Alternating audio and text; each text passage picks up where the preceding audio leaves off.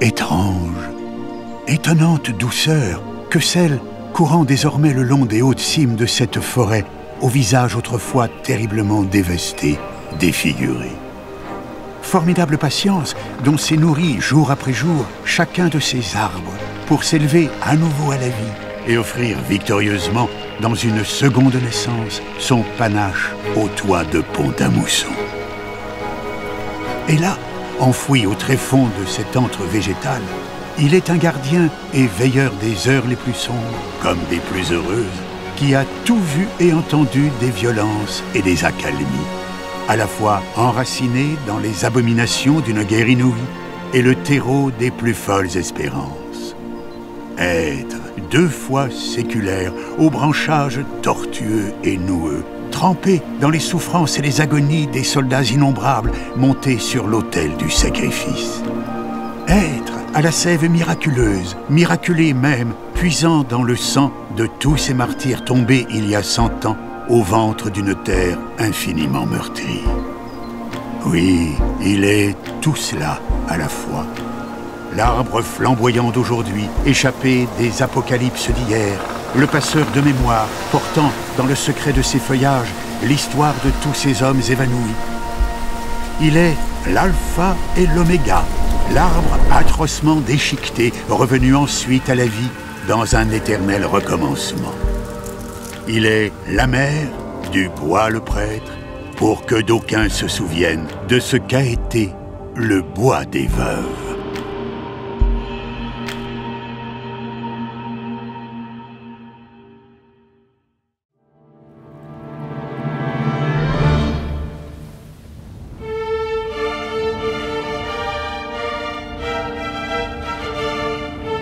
Juin 1915. Près d'un an déjà que la guerre a peu à peu dévoré les rues de Pont-à-Mousson et celles des villages alentours, la ligne de front s'est immobilisée à quelques kilomètres de là, sur les crêtes de Montauville, dominant la vallée de la Moselle. Français et Allemands embourbés dans un face-à-face aussi sanglant que vain, où chaque jour qui passe apporte son comptant de chair mutilée pour d'illusoires conquêtes de lopins de terre. Les Américains, bien avant leur entrée en guerre aux côtés des Alliés, se sont pour certains portés volontaires dans l'aide au secours des blessés. Au volant de leurs ambulances, devenues des étendards gonflés d'espoir, ils affrontent l'atrocité des champs de bataille à la recherche d'ultimes lueurs de vie. Boswell, vous ne vous imaginez pas tout le réconfort et le bien-être que vous et vos voitures apportent aux Français. Je vous remercie, Major, mais c'est bien peu au regard de ce que vos troupes endurent là-haut, nuit et jour, dans le crachin incessant des tirs ennemis. Bon sang, voilà qu'il pilonne à nouveau le pont. Pressez, sans quoi nous ne passerons pas. Vous oubliez que ma petite Ford a survécu à la bataille de la Marne. Accrochez-vous.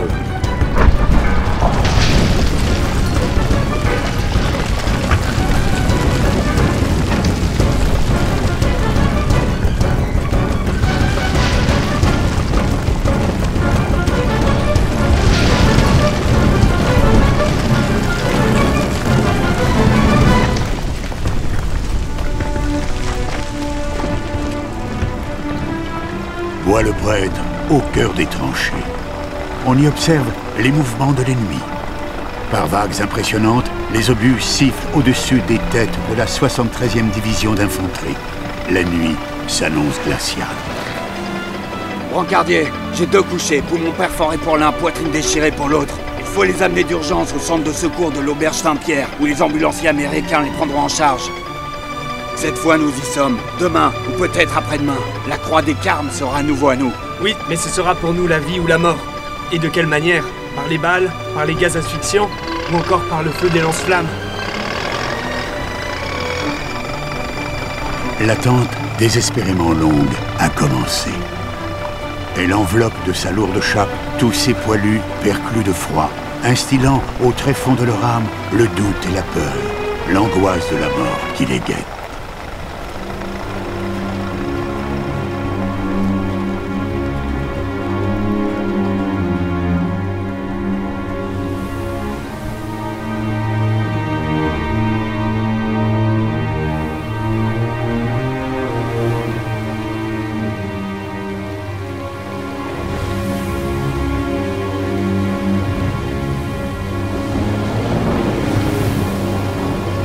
Tenez bon, l'hôpital de Dieu-Loire n'est plus qu'à une poignée de kilomètres.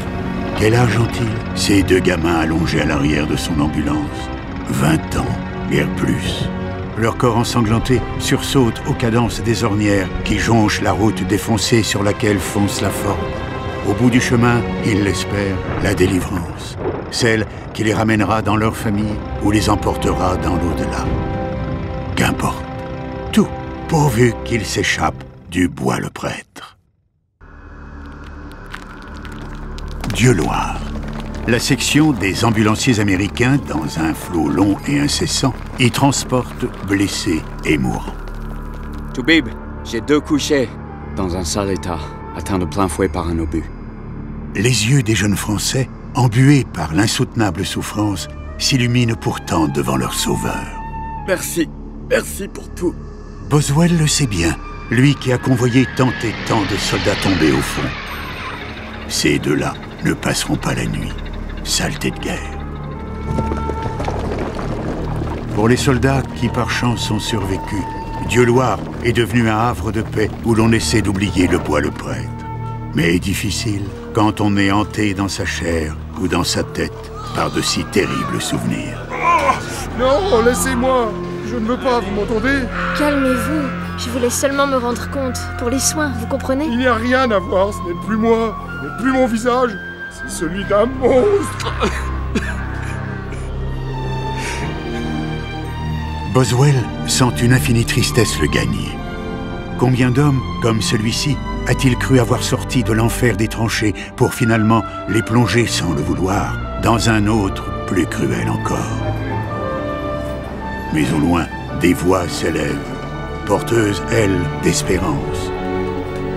Des voix qui lui rappellent que le rôle de la vingtaine d'ambulanciers américains en poste à Pont-à-Mousson n'est pas vain. Mariette, c'est le sergent qui vous réclame. Bonjour, sergent.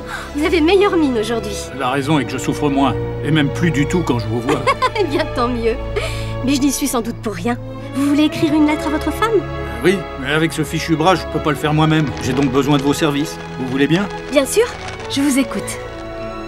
Ma chère Louisette, je t'écris pour te rassurer. Mon bras droit n'a certes pas encore retrouvé tout son usage, mais il y a de l'amélioration. Et ma jambe brisée se remet lentement. Je crois que je pourrai bientôt remarcher. Je ne cesse de penser à la chance que j'ai eue grâce à la...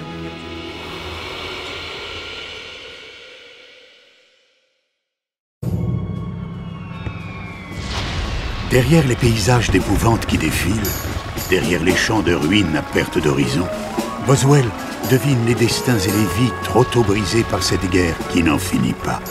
Il songe à toutes ces familles dévastées, mutilées, condamnées à un exode forcé vers des terres peut-être moins hostiles. Merci pour tout. Les paroles des soldats français résonnent encore dans sa tête. Qu'est-il, lui, simple ambulancier volontaire, filant en cet instant dans les décombres de villages fantômes pour mériter pareille gratitude? Des gerbes de glaise et de pierre volent soudainement dans les airs et le tirent de ses pensées.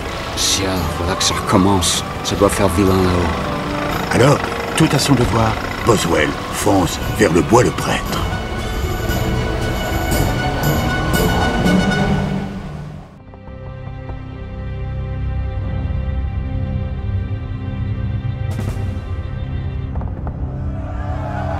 L'ordre a été donné. L'horrible attente a cessé. Il va falloir vivre ou mourir. Mais aussi sortir. Sortir poitrine offerte à l'ennemi. Sortir l'épouvante aux tripes, l'angoisse au cœur. Sortir, courir plié en deux, s'arracher dans les barbelés, ramper, glisser dans les entonnoirs de boue et de sang, s'en extraire ou non, éviter les cadavres. Courir, ramper encore, puis se dresser, vengeur, hagard, hâve, sale, fiévreux, au bord de la tranchée ennemie, et tuer pour ne pas être tué.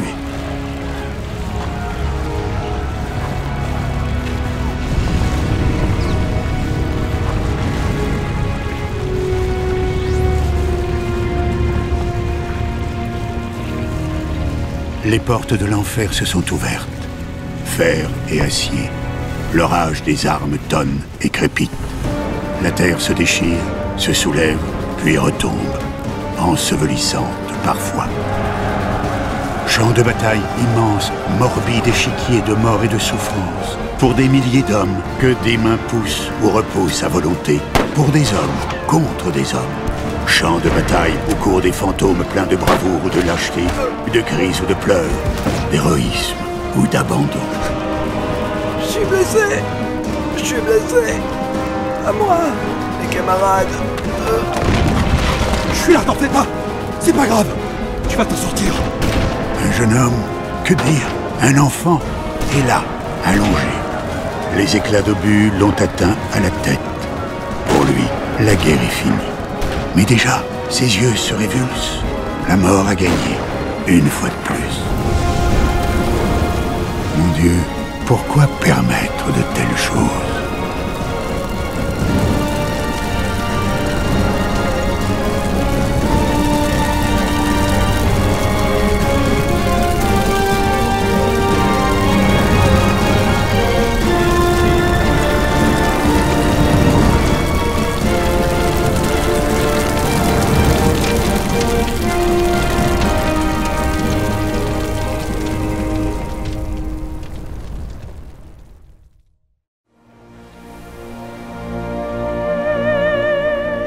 Le lendemain, un vague brouillard se mêle aux dernières fumerolles. Quelques arbres, comme de verticales et longues échardes, dressent vers le ciel leurs cris muets. Martyrisée à outrance, la terre s'ouvre de 1000 cratères sanglants où dorment pour l'éternité l'ami et l'ennemi. Tous camarades dans la mort. Paysage de désolation et d'effroi où croasse le vol des noirs corbeaux. La tranchée, comme une longue plaie ouverte dans une forêt dépecée. Les morts, à côté des vivants, les estropiés, à côté des miraculés. Il y a ceux qui gémissent, qui appellent, qui dorment, fument ou écrivent. Il y a ceux inertes, dont les yeux sont remplis de folie, d'égarement, de désespoir. Et il y a ceux qui passent, brancardiers silencieux, portant blessés ou mourants, un courageux vaguemestre, porteur de tranchée en tranchée, de nouvelles, d'espoir, de rêves et de larmes. Certains en ont réchappé, pour cette fois-ci encore. Dans leurs oreilles, le bruit des canons et des explosions fait encore sa terrifiante musique.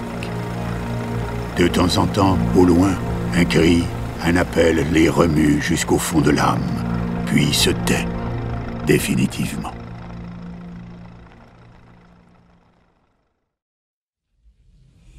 Immuable vigie du Bois-le-Prêtre, pour qui les Français se sont une fois encore battus comme des loups.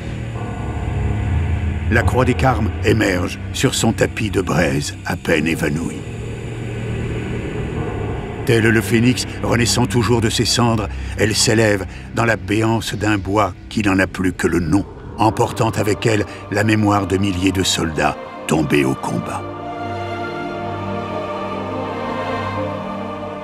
Boswell, lui aussi, est là, au secours des malheureux que la mitraille a touchés, mais que la mort, dans son indulgence, a, pour l'heure, bien voulu épargner. Quand donc cela finira-t-il? Alors, son regard se pose sur un petit arbre aux côtés de la croix, un être, ni vraiment beau, ni vraiment laid, survivant improbable au milieu de cette vision d'horreur. Et il lui semble soudainement voir en lui la semence de lendemains heureux, la promesse d'une lumière qui viendra effacer toute cette noirceur. Oui, il en est persuadé. Un jour, la nature reprendra ici ses droits, loin des empalements douloureux, faits de bruit, de cris, de fureur, de pleurs, de feu et de sang. Une nature qui rappellera combien ces lieux ont été révélateurs de courage, d'héroïsme, d'honneur et d'espérance.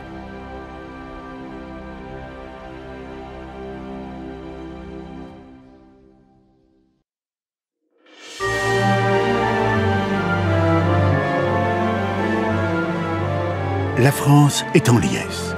La guerre est finie. L'armistice est signé. Soudain, un cri. Les voilà. Le moment tant attendu, tant rêvé, tant espéré est arrivé. L'émotion, forte comme un vent de tempête, souffle au cœur de chacun. à Pont-à-Mousson, comme ailleurs, on accueille en triomphateur ces hommes qui ont échappé à tant de barbarie. Mais on pleure aussi tous ceux qui ne sont pas revenus, laissant derrière eux des familles anéanties, émiettées. On se souvient de ces ambulanciers américains volontaires, à l'exemple de Boswell, prêts à tout pour venir en aide aux soldats touchés dans l'indescriptible tourmente du Bois-le-Prêtre. Et eux, que sont-ils devenus? Sont-ils toujours en vie après que les États-Unis se soient à leur tour engagés dans cette guerre?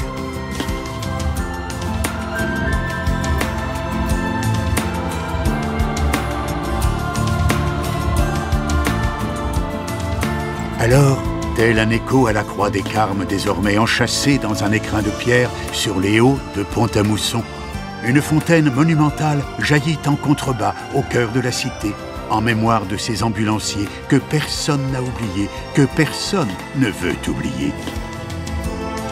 Ces gerbes d'eau immaculées sont les plus beaux symboles d'une vie enfin retrouvée grâce à eux. Oui, le être autrefois aperçu par Boswell n'avait pas menti. Ces ramures ont prophétisé jusqu'aux lisières disparues du Bois-le-Prêtre leur incroyable résurrection. Parce qu'ici, en 1915, se leva un germe de vaillance et de fidélité. Parce qu'ici se dressèrent l'innocence et la ferveur. Parce qu'ici, les loups du Bois-le-Prêtre ont écrit l'histoire.